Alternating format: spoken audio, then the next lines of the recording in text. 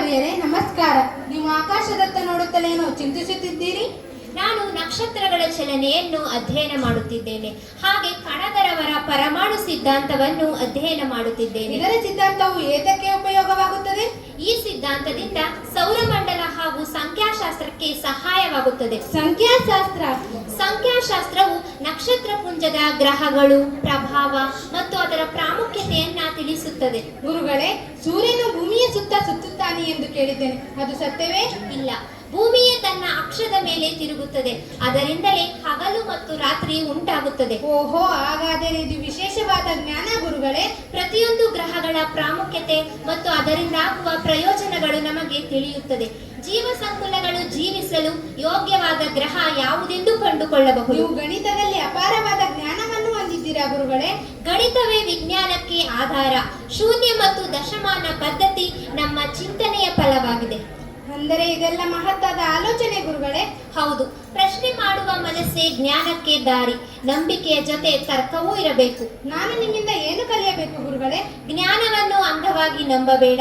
ಪ್ರಶ್ನೆಗಳನ್ನು ಕೇಳು, ಪರಿಶೀಲಿಸು, ಸತ್ಯವನ್ನು ಹುಡುಕು. ನಿಮ್ಮ ಬೋಧನೆಯು ನನ್ನ ಜೀವನಕ್ಕೆ ದಾರಿ ತೋರಿಸುತ್ತದೆ. ನಾನು ನಿಮ್ಮಂತೆ ಜ್ಞಾನಕ್ಕಾಗಿ ಶ್ರಮಿಸುತ್ತೇನೆ. ಅದೇ ನನ್ನ ಆಶಯ. ಜ್ಞಾನವೇ ಮನುಷ್ಯನಿಗೆ ನಿಜವಾದ ಶಕ್ತಿ. ಮಕ್ಕಳೇ, ಹಿಂದಿನ ತರಗತಿಯಲ್ಲಿ ನಾವು ಸೌರಮಂಡಲದ ಬಗ್ಗೆ ಅಧ್ಯಯನ ಮಾಡಿದ್ವಿ ಅಲ್ವಾ? ಅದ್ರ ಬಗ್ಗೆ ಕೆಲವೊಂದು ಪ್ರಶ್ನೆಗಳನ್ನ ಕೇಳ್ತೀನಿ, ಉತ್ತರ ಕೊಡ್ತೀರಾ?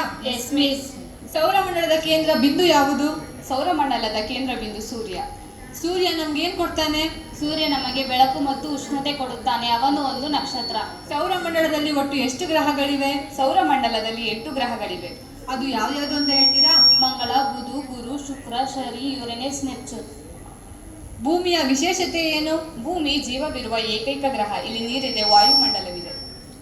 ಅತ್ಯಂತ ದೊಡ್ಡ ಗ್ರಹ ಯಾವುದು? ಅತ್ಯಂತ ದೊಡ್ಡ ಗ್ರಹ ಗುರು ಗ್ರಹ. ವಲಯಗಳಿಗೆ ಪ್ರಸಿದ್ಧವಾದ ಗ್ರಹ ಶನಿ ಗ್ರಹ. ಸೌರಮಂಡಲದ ಅಧ್ಯಯನದಿಂದ ನಮಗೇನು ಲಾಭ? ಅಂತರಿಕ್ಷ ಗ್ರಹಗಳು ಮತ್ತು ಭೂಮಿಯ ಸ್ಥಾನವನ್ನು ಅರಿತುಕೊಳ್ಳಬಹುದು.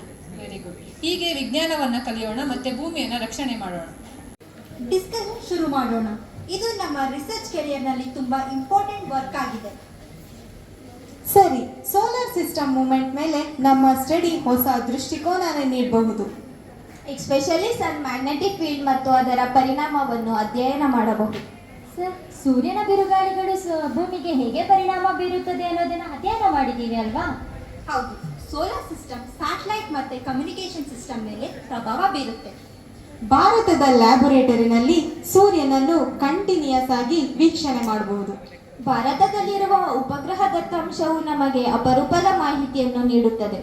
ಈ ಗ್ರಹಗಳ ಮೂಮೆಂಟ್ ಸ್ಪೀಡ್ ಇರುತ್ತಲ್ಲ, ಅದರ ಸಣ್ಣ ಸಣ್ಣ ಬದಲಾವಣೆಯನ್ನು ಅಬ್ಸರ್ವ್ ಮಾಡ್ಬೋದು. ನಮ್ಮ ಗೋಲ್ ಇರೋದೇ ಅದು. ಸೋಲಾರ್ ಸಿಸ್ಟಮ್ನಲ್ಲಿ ಒಂದೊಂದು ಮೂಮೆಂಟ್ ಒಂದೊಂದು ನಿಯಮಕ್ಕೆ ಒಳಪಟ್ಟಿರುತ್ತೆ. ಶನಿ ಮತ್ತು ಗುರು ಗ್ರಹಗಳು ಸಣ್ಣ ಗ್ರಹಗಳ ಮೇಲೆ ಹೇಗೆ ಪ್ರಭಾವ ಬೀರುತ್ತದೆ ಅನ್ನೋದು ತುಂಬಾ ಇಂಪಾರ್ಟೆಂಟ್ ಆಗಿರೋ ವಿಷಯ. ಗ್ರಾವಿಟೇಷನ್ ಪವರ್ ಸೋಲಾರ್ ಸಿಸ್ಟಮ್ನ ಬ್ಯಾಲೆನ್ಸ್ ಮಾಡುತ್ತೆ. ಈ ವಿಷಯದಲ್ಲಿ ಭಾರತೀಯ ವಿಜ್ಞಾನಿಗಳಿಗೆ ತುಂಬಾ ಎಕ್ಸ್ಪೀರಿಯನ್ಸ್ ಇದೆಯಂತೆ. ಹೌದು, ನಾವು ಅವ್ರ ಜೊತೆ ಕೆಲಸ ಮಾಡಿದಾಗ ನಮಗೆ ಒಳ್ಳೆ ಎಕ್ಸ್ಪೀರಿಯನ್ಸ್ ಆಗುತ್ತೆ, ಹಾಗೆ ಒಳ್ಳೆ ರೆಸ್ಪೆಕ್ಟ್ ಕೂಡ ಸಿಗುತ್ತೆ. ಈ ರಿಸರ್ಚ್ನಿಂದ ಭೂಮಿ ಮೇಲೆ ಹಾಗೂ ಹವಾಮಾನ ಬದಲಾವಣೆಗೂ ಆನ್ಸರ್ ಸಿಗಬಹುದು. ಸೋಲಾರ್ ಸಿಸ್ಟಮ್ನ ಅರ್ಥ ಮಾಡಿಕೊಂಡ್ರೆ ಭೂಮಿಯ ಭವಿಷ್ಯ ಅರ್ಥವಾಗುತ್ತೆ. ಈ ಜರ್ನಿಲಿ ನಾನಂತೂ ತುಂಬಾ ಕ್ಯೂರಿಯಸ್ ಆಗಿದ್ದೀನಿ. ಕ್ಯೂರಿಯಾಸಿಟಿ ಇದ್ರೇನೆ ಅಲ್ವಾ ವಿಜ್ಞಾನಿ ಹೊಸದನ್ನ ಕಂಡುಹಿಡಿಯೋದಕ್ಕೆ ಸಾಧ್ಯ. ಹಾಗಾದ್ರೆ ಸರಿ, ನಮ್ಮ ಟೂಲ್ಸ್ ಎಲ್ಲ ರೆಡಿ ಇದೆಯಾ? ಹೌದು, ಸೆನ್ಸಾರ್ಗಳು, ಟೆಲಿಸ್ಕೋಪ್ಗಳು ಎಲ್ಲವೂ ತಯಾರಾಗಿವೆ. ಹಾಗಿದ್ರೆ ಸರಿ, ಇನ್ನು ಲೇಟ್ ಮಾಡೋದು ಬೇಡ. ಸೋಲಾರ್ ಸಿಸ್ಟಮ್ ಅಲ್ಲಿ ಏನೇನೆಲ್ಲ ಸೀಕ್ರೆಟ್ಸ್ ಇದೆ ಅದೆಲ್ಲ ಕಾಣಿಸ್ತಾ ಹೋಗುತ್ತೆ. ಹೌದು, ಇದೆಲ್ಲ ವಿಜ್ಞಾನಕ್ಕೆ ಮತ್ತು ಸಮಾಜಕ್ಕೆ. ಹಾಗಿದ್ರೆ ತಡ ಮಾಡೋದು ಬೇಡ, ರಿಸರ್ಚ್ಗಾಗಿ ಭಾರತಕ್ಕೆ ಹೊರಡೋಣ. ನೋಡು, ಸೂರ್ಯ ಎಷ್ಟು ಸ್ಥಿರವಾಗಿ ಕಂಗೊಳಿಸುತ್ತಿದ್ದಾನೆ. ಇದರ ಸುತ್ತ ಇಡೀ ಸೌರಮಂಡಲವೇ ತಿರುಗುತ್ತಿದೆ. ಹೌದು, ಅವನ ಗುರುತ್ವಾಕರ್ಷಣೆ ಇಲ್ಲದಿದ್ದರೆ ಗ್ರಹಗಳು ತಪ್ಪುತ್ತಿದ್ದವೇನೋ. ಸರ್, ಆ ಚಿಕ್ಕ ಬೆಳಕಿನ ಬಿಂದು ಯಾವುದು? ಅದು ಬುಧ, ಸೂರ್ಯನಿಗೆ ಹತ್ತಿರವಾದ ಗ್ರಹ. ತನ್ನ ಕಕ್ಷೆಯನ್ನು ಬಿಡದೆ ಸುತ್ತುತ್ತಿರುವ ಧೈರ್ಯಶಾಲಿ ಗ್ರಹ. ನಮ್ಮ ಭೂಮಿಯನ್ನು ನೋಡು, ಸರಿಯಾದ ಸೂರ್ಯನಿಂದ ಸರಿಯಾದ ಅಂತರದಲ್ಲಿರುವುದರಿಂದಲೇ ನಾವು ಜೀವನ ನಡೆಸಲು ಸಾಧ್ಯವಾಗಿದೆ. ಎಲ್ಲಾ ಗ್ರಹಗಳು ಒಂದಕ್ಕೊಂದು ಡಿಕ್ಕಿ ಹೊಡೆದೇ ಹೇಗೆ ಸುತ್ತುತ್ತಾ ಇದೆ? ಅದೇ ಕಕ್ಷಾ ನಿಯಮ. ಗುರುತ್ವಾಕರ್ಷಣೆ ಮತ್ತು ವೇಗ ಇವೆರಡರ ಸಮತೋಲನವೇ ಸೌರಮಂಡಲದ ಶಿಸ್ತು. ನಕ್ಷತ್ರಗಳು ಮೌನವಾಗಿವೆ, ಆದರೆ ಅವು ಹೇಳುವ ಕತೆ ದೊಡ್ಡದು.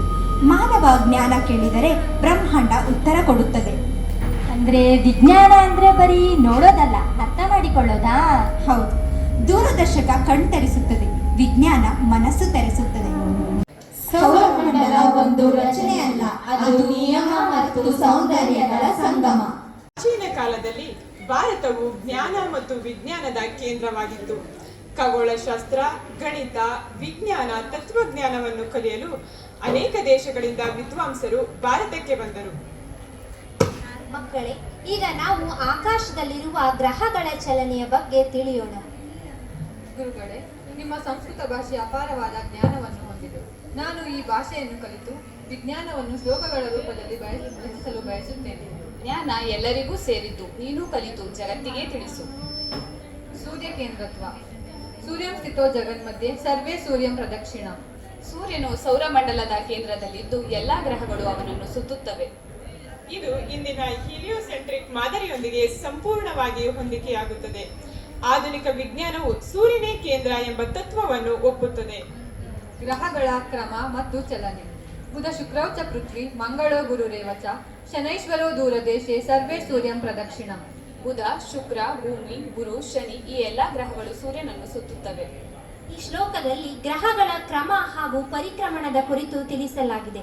ಇಂದಿನ ವಿಜ್ಞಾನದಲ್ಲಿ ಇದನ್ನು ಗ್ರಹಗಳ ಕಕ್ಷಾ ಚಲನೆ ಎಂದು ಕರೆಯುತ್ತಾರೆ.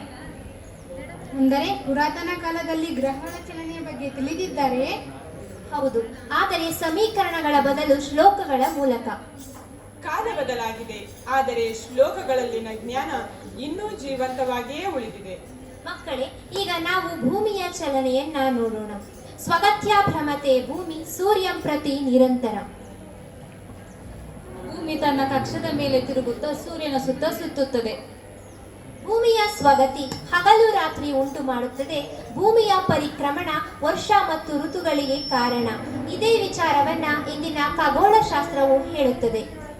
ಹಿರಣ್ಯಾಕ್ಷ, ಎಲ್ಲಿಗೆ ಪಯಣ? ವೈಕುಂಠಕ್ಕೆ ಬರುತ್ತೀರಾ? ಏಕೆ? ಆ ಅರಿಯನ್ನು ಈ ಹಿರಣ್ಯಾಕ್ಷ ಸಿಗಿದು ಹಾಕುವುದಕ್ಕೆ. ನಿನಗೇಕಪ್ಪ ಬಂತು ಈ ದುರ್ಬುದ್ಧಿ? ಏನಂದ್ರಿ? ಇನ್ನೇನಯ್ಯ, ಮತ್ತೆ ಇಂಥ ಲೋಕ ಕಲ್ಯಾಣಕ್ಕೆ ಹೊರಟಿರುವಾಗ ನಮ್ಮಂತವರ ಸಲಹೆ ಕೇಳಬೇಕಲ್ಲವೇ? ಇದು ದುರ್ಬುದ್ಧಿಯಲ್ಲವೇ? ಏನು ನಿಮ್ಮ ಸಲಹೆ? ಆ ಶ್ರೀಪತಿ ಮಹಾಮಾಯಾವಿ. ನಾವು ದಾನವರು, ಅವನಿಗಿಂತಲೂ ಮಾಯಾವಿ. ಅವನು ಆದಿದೇವ ಕಣಯ್ಯ. ಅದಕ್ಕೆ ಅವನನ್ನು ಅಂತ್ಯದೇವನಾಗಿ ಮಾಡಲು ಹೊರಟಿರುವೆ ಕಣಯ್ಯ. ಹಿರಣ್ಯಾಕ್ಷ, ದೊಡ್ಡವರ ಮಾತನ್ನು ಕೇಳಿದರೆ ಕ್ಷೇಮ. ಯಾವನು ದೊಡ್ಡವನು? ನಾನು ವಯಸ್ಸಿನಲ್ಲಿ, ಶಕ್ತಿಯಲ್ಲಿ ನೀನೆ. ಹಾಗೆ ಹೇಳಿ. ಎದುರಾಳಿಯು ಆಕ್ರೋಶದಿಂದ ಎದುರಾದಾಗಲೇ ಯುದ್ಧ ಸೊಗಸು. ಆ ಶೇಷಶಾಹಿಯಾಗಿ ಮಲಗಿರುವ ವಿಷ್ಣುವಿಗೆ ಕೋಪವೇ ಬರುವುದಿಲ್ಲವೇ? ಹೊಸ ವಿಷಯ. ನಾರದರೆ ಅವನಿಗೆ ಕೋಪ ಬರುವಂತೆ ಏನು ಮಾಡಬೇಕು? ಹಾಗೆ ಬಾ ದಾರಿಗೆ. ಮಹಾವೀರ, ನಿನಗೆ ಅತ್ಯಂತ ಪ್ರಿಯರಾದವರಾರು? ನೀವೇ. ನಾನೇ. ಸಂತೋಷ ಸಂತೋಷ. ನನ್ನನ್ನು ಬಿಟ್ಟರೆ? ನನ್ನ ತಾಯಿ. ನಿನ್ನ ತಾಯಿಯನ್ನು ಬಿಟ್ಟರೆ? ನನ್ನ ತಂದೆ. ತಂದೆಯನ್ನು ಬಿಟ್ಟರೆ? ನಮ್ಮಣ್ಣ. ನಿಮ್ಮ ಅಣ್ಣನನ್ನು ಬಿಟ್ಟರೆ? ನನ್ನ ಪತ್ನಿ. ಒಂದು ವೇಳೆ ನಿನ್ನ ಪತ್ನಿಯನ್ನು ಕೆಣಕಿದರೆ? ಯಾರವನು ಅಪ್ಪಳಿಸಿ ಬಿಡುತ್ತೇನೆ. ಇಲ್ಲಿ ಯಾರಯ್ಯ ಇದ್ದಾರೆ? ಒಂದು ವೇಳೆ ಕೆಣಕಿದರೆ ಅಂತ ಮಾತಿಗೆ ಹೇಳಿದೆ.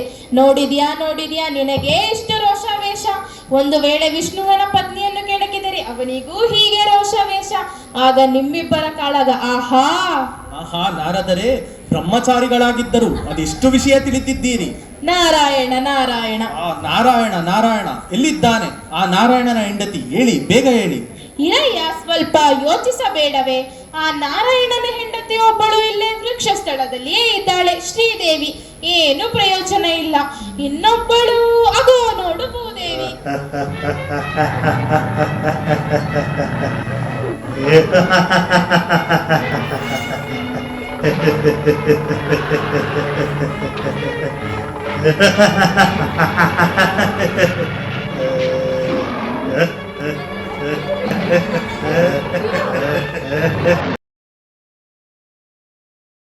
ಏನೋ ವಿಷ್ಣು, ನಿಜ ರೂಪವನ್ನು ಮರೆಸಿ ಅಂದಿಯಾಗಿ ಬಂದಿದ್ದೀಯಾ?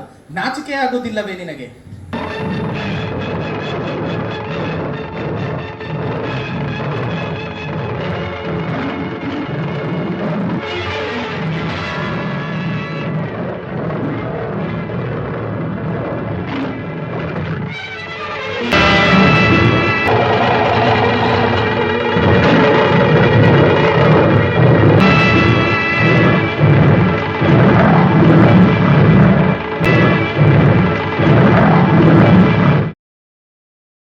ನಾನು ಬುಧ, ಸೌರಮಂಡಲದ ಮೊದಲನೇ ಗ್ರಹ, ಸೂರ್ಯನಿಗೆ ಅತ್ಯಂತ ಹತ್ತಿರ ಇರುವವನು. ನಾನು ತುಂಬಾ ಚಿಕ್ಕವನಾಗಿದ್ದೇನೆ. ನಾನು ಸೌರಮಂಡಲದ ತುಂಬಾ ಚಿಕ್ಕ ಗ್ರಹ. ನಾನು ಸೂರ್ಯನಿಗೆ ಅತ್ಯಂತ ಹತ್ತಿರ ಇರುವುದರಿಂದ ನನ್ನ ಮೇಲೆ ತುಂಬಾ ಬಿಸಿಯಾಗಿದೆ. ಹಗಲು ಸಮಯದಲ್ಲಿ ಅತ್ಯಂತ ಬಿಸಿ, ಆದ್ರೆ ರಾತ್ರಿ ಸಮಯದಲ್ಲಿ ತುಂಬಾ ಚಳಿ. ನಾನು ನನ್ನ ಅಕ್ಷದ ಮೇಲೆ ನಿಧಾನವಾಗಿ ಸುತ್ತುತ್ತೇನೆ, ಆದರೆ ಸೂರ್ಯನ ಸುತ್ತ ತುಂಬಾ ವೇಗವಾಗಿ ಸುತ್ತುತ್ತೇನೆ. ನನಗೆ 1 ವರ್ಷ ಪೂರ್ಣಗೊಳ್ಳಲು ಕೇವಲ 88 ದಿನಗಳು ಸಾಕು. ನನ್ನ ಮೇಲ್ಮೈ ಕಲ್ಲುಗಳಿಂದ ಮತ್ತು ಗುಂಡಿಗಳಿಂದ ತುಂಬಿದೆ. ನನ್ನನ್ನು ನೋಡಿದರೆ ನೀವು ಚಂದ್ರನಂತೆ ಕಾಣುವಿರಿ. ನನ್ನ ಬಳಿ ಯಾವುದೇ ಉಪಗ್ರಹವಿಲ್ಲ. ನಾನು ಒಬ್ಬನೇ ಸೂರ್ಯನ ಸುತ್ತ ಸುತ್ತುತ್ತೇನೆ. ನನ್ನ ಶಕ್ತಿ ಮತ್ತು ವೇಗದಿಂದ ನಾನು ಪ್ರಸಿದ್ಧನಾಗಿದ್ದೇನೆ. ನಾನು ನಿಮಗೆ ಹೇಳುವ ಪಾಠವೇನೆಂದರೆ, ನಾನು ಚಿಕ್ಕವನಾದರೂ ಅತಿ ದೊಡ್ಡ ಸಾಧನೆ ಮಾಡಿದ್ದೇನೆ. ನಾನು ಬುಧ, ಸೌರಮಂಡಲದ ಮೊದಲನೇ ಗ್ರಹ, ಸೂರ್ಯನಿಗೆ ಅತ್ಯಂತ ಹತ್ತಿರ ಇರುವವನು. ಧನ್ಯವಾದ. ಮಂಡಲದ 2ನೇ ಗ್ರಹವಾದ ಶುಕ್ರ. ನಾನು ಸೂರ್ಯನಿಂದ 10,82,00,000 ಕಿಲೋಮೀಟರ್ ದೂರದಲ್ಲಿದ್ದೀನಿ. ನನ್ನ ಡಯಾಮೀಟರ್ 12,104 ಕಿಲೋಮೀಟರ್. ನಾನು ಮತ್ತು ಭೂಮಿ ಹೆಚ್ಚು ಕಡಿಮೆ ಒಂದೇ ಗಾತ್ರದಲ್ಲಿದ್ದೇವೆ. ನಮ್ಮಿಬ್ಬರನ್ನು ಅವಳಿ ಸಹೋದರಿಯರೆಂದು ಕರೆಯುತ್ತಾರೆ. ಆದರೆ ನನ್ನ ವಾತಾವರಣವು ಭೂಮಿಯ ವಿರುದ್ಧವಾಗಿದೆ. ನರಕ ಅಂತ ಕರಿಬಹುದಾದ್ರೆ ನನ್ನನ್ನೇ ಕರಿಬಹುದು. ನನ್ನ ತಾಪಮಾನ 465 ಡಿಗ್ರಿ ಸೆಲ್ಸಿಯಸ್ ಹೊಂದಿದ್ದೇನೆ. ಸೌರಮಂಡಲದಲ್ಲೇ ಅತ್ಯಂತ ಬಿಸಿಯಾದ ಗ್ರಹ ಅಂದ್ರೆ ಅದು ನಾನು. ನನ್ನಲ್ಲಿ ಸೂರ್ಯ ಪಶ್ಚಿಮದಲ್ಲಿ ಹುಟ್ಟಿ ಪೂರ್ವದಲ್ಲಿ ಮುಳುಗುತ್ತಾ ನಾನು ಸುತ್ತಲೂ 225 ದಿನಗಳನ್ನು ತೆಗೆದುಕೊಳ್ಳುತ್ತೇನೆ. ಸೂರ್ಯನ ಸುತ್ತಲೂ 243 ದಿನಗಳನ್ನು ತೆಗೆದುಕೊಳ್ಳುತ್ತೇನೆ. ನನಗೆ ಯಾವುದೇ ಉಪಗ್ರಹ ಇಲ್ಲ. ನಮಸ್ಕಾರ ಸ್ನೇಹಿತರೆ, ನಾನು ಭೂಮಿ. ಸೌರಮಂಡಲದಲ್ಲಿ 3ನೇ ಸ್ಥಾನದಲ್ಲಿದ್ದು ಗಾತ್ರದಲ್ಲಿ 5ನೇ ದೊಡ್ಡ ಗ್ರಹವಾಗಿದ್ದೇನೆ. ನಾನು ಸೂರ್ಯನಿಂದ ಸುಮಾರು 149 ಮಿಲಿಯನ್ ಕಿಲೋಮೀಟರ್ ದೂರದಲ್ಲಿದ್ದೇನೆ. ನಾನು ಪ್ರಮುಖವಾಗಿ 3 ಪದರಗಳಿಂದ ಮಾಡಲ್ಪಟ್ಟಿದ್ದೇನೆ. ಅವುಗಳೆಂದರೆ ಭೂಪಟಲ, ಮ್ಯಾಂಟಲ್ ಮತ್ತು ಕೇಂದ್ರ. ಭೂಪಟಲವು ಜೀವಿಗಳು ವಾಸಿಸುವ ಮೇಲ್ಮೈ ಭಾಗವಾಗಿದ್ದು, ಮ್ಯಾಂಟಲ್ ಮಧ್ಯಭಾಗವಾಗಿದೆ ಹಾಗೂ ಕೇಂದ್ರವು ಘನ ಮತ್ತು ಉಷ್ಣದಿಂದ ಕೂಡಿದೆ.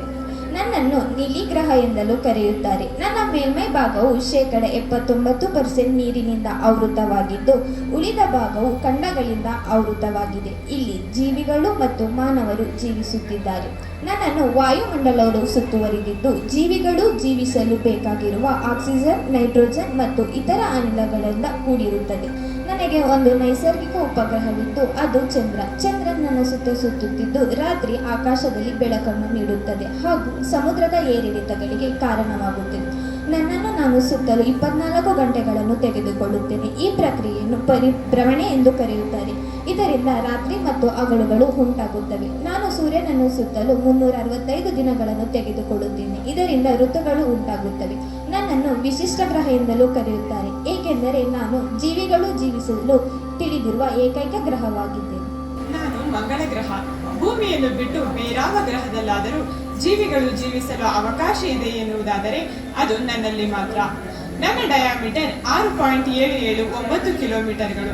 ನಾನು ಸೂರ್ಯನನ್ನು ಸುತ್ತಿ ಬರಲು 687 ದಿನಗಳ ಕಾಲಾವಕಾಶವನ್ನು ತೆಗೆದುಕೊಳ್ಳುತ್ತೇನೆ. ನನ್ನನ್ನು ಕೆಂಪು ಗ್ರಹ ಅಥವಾ ರೆಡ್ ಪ್ಲಾನೆಟ್ ಎಂದು ಕರೆಯಲಾಗುತ್ತದೆ.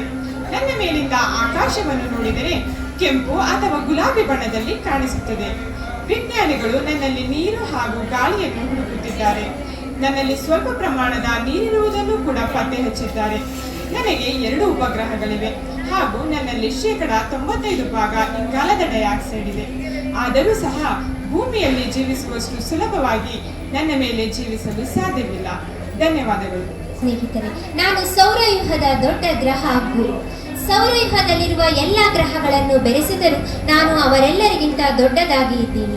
ಜನರು ನನ್ನ ಮೇಲೆ ನಿಲ್ಲಲು ಸಾಧ್ಯ ಇಲ್ಲ, ಯಾಕೆಂದರೆ ನಾನು ಮಣ್ಣಿನ ಮಾದರಿಯಲ್ಲಿಲ್ಲ, ಗಾಳಿಯ ಮಾದರಿಯಲ್ಲಿ ಇದ್ದೀನಿ. ನಿಮ್ಮ ವಿಜ್ಞಾನಿ ಭಾಷೆಯಲ್ಲಿ ಹೇಳುವುದಾದರೆ ಹೈಡ್ರೋಜನ್, ಹೀಲಿಯಂ, ಮೀಥೇನ್, ಅಮೋನಿಯಾ ಈ ರೀತಿಯ ಗಾಳಿಯಲ್ಲಿ ತುಂಬಿದ್ದೇನೆ. ನನ್ನಲ್ಲಿ ವಾತಾವರಣ ಗುಡುಗು ಮಿಂಚುಗಳಿಂದ ತುಂಬಿರುತ್ತೆ. ನನ್ನ ಕಕ್ಷೆಗೆ ಯಾವುದಾದರೂ ವಸ್ತು ಬಂದರೆ ತಕ್ಷಣ ಸೆಳೆದು ಬಿಡುತ್ತೇನೆ. ಭೂಮಿಯ ಕಡೆ ಬರಬೇಕಾದ ಎಷ್ಟೋ ಉಲ್ಕೆಗಳನ್ನ ನನ್ನತ್ತ ಸೆಳೆದುಕೊಂಡು ನಿರಂತರವಾಗಿ ಉಲ್ಕೆಗಳಿಂದ ಕಾಪಾಡುತ್ತಾ ಬರುತ್ತಿದ್ದೇನೆ. ಆದ್ದರಿಂದ ವಿಜ್ಞಾನಿಗಳು ನನ್ನನ್ನು ಸೌರವ್ಯೂಹದ ವ್ಯಾಕ್ಯೂಮ್ ಕ್ಲೀನರ್ ಎಂದು ಕರೆಯುತ್ತಾರೆ. ನನ್ನ ಮೇಲೆ 400 ವರ್ಷಗಳಿಂದ ಒಂದು ಕೆಂಪು ಮಚ್ಚೆ ಕಾಣಿಸುತ್ತಿದೆ. ಅದೇನೆಂದರೆ ದೊಡ್ಡ ಸುಂಟರ ಗಾಳಿ. ಇದರ ಗಾತ್ರ ಭೂಮಿಯ 2 ಪಟ್ಟು ಇದೆ. ನನಗೆ 95 ಉಪಗ್ರಹ ಗ್ರಹಗಳು ಇವೆ. ಅದರಲ್ಲಿ ಯುರೋಪಾ ಅನ್ನೋ ಉಪಗ್ರಹ ಕೇವಲ ಮಂಜಿನಿಂದ ತುಂಬಿದೆ. ನನ್ನ ಸುತ್ತ ನಾನು ಸುತ್ತೋದಕ್ಕೆ ಕೇವಲ 10 ಗಂಟೆಗಳು ತೆಗೆದುಕೊಳ್ಳುತ್ತೇನೆ. ಆದರೆ ಸೂರ್ಯನ ಸುತ್ತ ಸುತ್ತಿ ಬರೋದಕ್ಕೆ 4300 ದಿನಗಳು ತೆಗೆದುಕೊಳ್ಳುತ್ತೇನೆ. ಧನ್ಯವಾದಗಳು. ನಾನು ಶನಿ, ಸೌರಮಂಡಲದ 6ನೇ ಗ್ರಹ. ನನ್ನನ್ನು ಸೌರಮಂಡಲದ ಅತ್ಯಂತ ಸುಂದರವಾದ ಗ್ರಹ ಎಂದು ಕೂಡ ಕರೆಯುತ್ತಾರೆ. ನನ್ನನ್ನು ನೋಡಿದಾಗ ನಿಮ್ಮ ಗಮನ ಸೆಳೆಯುವುದು ನನ್ನ ಅದ್ಭುತ ವಲಯಗಳು. ಈ ವಲಯಗಳು ಹಿಮ, ಕಲ್ಲು ಮತ್ತು ಧೂಳಿನಿಂದ ನಿರ್ಮಿತವಾಗಿದೆ. ನಾನು ಒಂದು ವಾಯುಗ್ರಹ. ಹೈಡ್ರೋಜನ್ ಮತ್ತು ಹೀಲಿಯಂ ಅನಿಲಗಳಿಂದ ನಿರ್ಮಿತವಾದವನು. ನನ್ನ ಮೇಲೆ ಗಟ್ಟಿಯಾದ ನೆಲವಿಲ್ಲ. ನಾನು ಸೂರ್ಯನಿಂದ ಬಹಳ ದೂರದಲ್ಲಿದ್ದೇನೆ. ನನ್ನ ಮೇಲೆ ತುಂಬಾ ಚಳಿ ಇದೆ. ನಾನು ಸೂರ್ಯನ ಸುತ್ತ ಸುತ್ತಲೂ 29 ವರ್ಷಗಳು ಬೇಕು. ನಾನು ನಿಧಾನವಾಗಿ ಚಲಿಸುತ್ತೇನೆ, ಆದರೆ ನಿಯಮಬದ್ಧವಾಗಿದ್ದೇನೆ. ನನ್ನ ಬಳಿ ಅನೇಕ ಉಪಗ್ರಹಗಳಿವೆ. ಅದರಲ್ಲಿ ಪ್ರಸಿದ್ಧವಾದುದು ಟೈಟನ್. ಅದರ ಮೇಲೆ ವಾತಾವರಣವಿದೆ.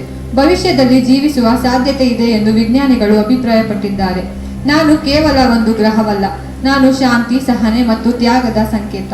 ನಾನು ಯುರೇನಸ್, ಸೌರವ್ಯೂಹದ 7ನೇ ಗ್ರಹವಾಗಿದ್ದೇನೆ. ನಾನು ಸೂರ್ಯ 97 ಕೋಟಿ ಕಿಲೋಮೀಟರ್ ದೂರದಲ್ಲಿದ್ದೇನೆ. ನಾನು ನನ್ನ ಸುತ್ತ ಒಂದು ಬಾರಿ ಸುತ್ತು ಬರೋದಕ್ಕೆ 30,687 ದಿನಗಳ ಸಮಯ ಹಿಡಿಯುತ್ತೆ. ನಾನು ಮಂಜುಗಡ್ಡೆಯಿಂದ ತುಂಬಿದ್ದು.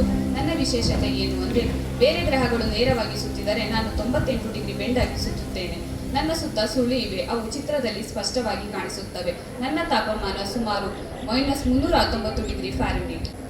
ನಮಸ್ಕಾರ ಸ್ನೇಹಿತರೆ, ನಾನು ನೆಪ್ಚೂನ್, ಸೌರವ್ಯೂಹದ 8ನೇ ಗ್ರಹವಾಗಿದ್ದೇನೆ. ಕೊನೆಯ ಗ್ರಹವಾಗಿದ್ದೇನೆ. ಸೂರ್ಯನಿಂದ 450 ಕೋಟಿ ಕಿಲೋಮೀಟರ್ ದೂರದಲ್ಲಿದ್ದೇನೆ. ವಿಜ್ಞಾನಿಗಳ ಪ್ರಕಾರ ಭೂಮಿಯಿಂದ ರಾಕೆಟ್ನಲ್ಲಿ ಗಂಟೆಗೆ 28,000 ಕಿಲೋಮೀಟರ್ ವೇಗದಲ್ಲಿ ಚಲಿಸಿದರೆ ನನ್ನನ್ನು ತಲುಪಲು 19 ವರ್ಷಗಳ ಕಾಲ ಹಿಡಿಯುತ್ತದೆ. ಸೂರ್ಯನ ಕಿರಣ ನನ್ನ ಮೇಲೆ ಬೀಳೋದಕ್ಕೆ 250 ನಿಮಿಷಗಳ ಸಮಯ ತೆಗೆದುಕೊಳ್ಳುತ್ತದೆ. ಸೂರ್ಯನ ಸುತ್ತ ನಾನು ಸುತ್ತಲೂ 60,190 ದಿನಗಳ ಸಮಯ ಹಿಡಿಸುತ್ತದೆ. ಅಂದರೆ ಭೂಮಿಯ ಮೇಲಿನ ಜನರ ಜೀವನದ 2 ತಲಾಂತರಗಳು ಮುಗಿದು ಹೋಗಿರುತ್ತವೆ. ನನ್ನಲ್ಲಿ ವಾತಾವರಣದಲ್ಲಿ ಮೀಥೇನ್ ಇರುವ ಕಾರಣದಿಂದ ನಾನು ನೀಲಿ ಬಣ್ಣಕ್ಕೆ ಕಾಣಿಸುತ್ತೇನೆ. ಹಾಗೂ ನನ್ನಲ್ಲಿ ಗಂಟೆಗೆ 2000 ಕಿಲೋಮೀಟರ್ ವೇಗದಲ್ಲಿ ಗಾಳಿ ಬೀಸುತ್ತದೆ. ನನ್ನಲ್ಲಿನ ಭಯಂಕರವಾದ ವಾತಾವರಣದಿಂದ ವಜ್ರಗಳ ಮಳೆಯನ್ನು ಸುರಿಸುತ್ತೇನೆ. ಆದರೆ ನನ್ನಲ್ಲಿರುವ ಒತ್ತಡದಿಂದ ಅದು ನೆಲದ ಮೇಲೆ ಬೀಳುವಷ್ಟರಲ್ಲಿ ಮಾಯವಾಗಿ ಹೋಗಿರುತ್ತದೆ. ನನಗೆ 16 ಉಪಗ್ರಹಗಳು ಇವೆ. ಧನ್ಯವಾದಗಳು.